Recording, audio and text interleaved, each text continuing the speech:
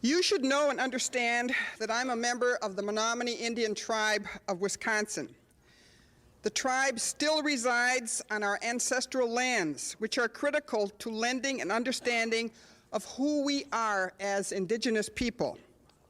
I was born on the Menominee Indian Reservation, a land of dense, beautiful forests, a winding wild river and streams and lakes that nourish the land, the animals, and the people.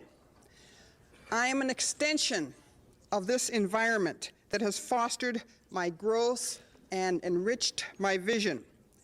An appreciation and reverence for the land is fundamental to being Indian. Personally, you should know that 40 years ago, my tribe, the Menominee, was terminated.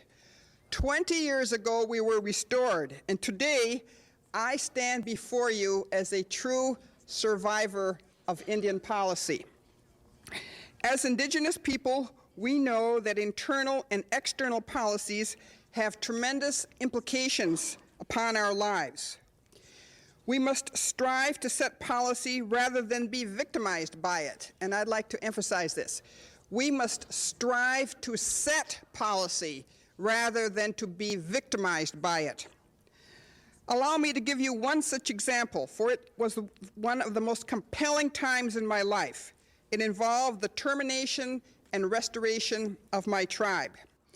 I'm proud to say that my tribe has lived for thousands of years, at least 5,000 years, on the lands in Wisconsin.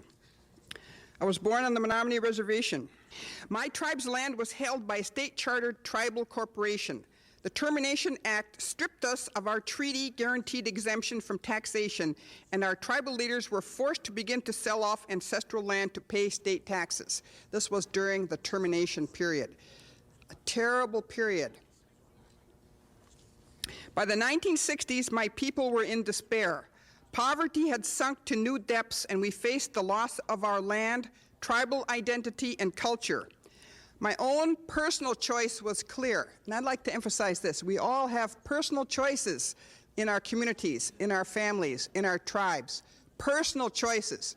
My choice, I had to leave law school, return to the reservation, and create a coalition of tribal leaders to reverse termination. The 1950s and 1960s were a low period for Indian people in the U.S. If we were not terminated, then we were often relocated to urban areas in an effort to assimilate us into mainstream culture.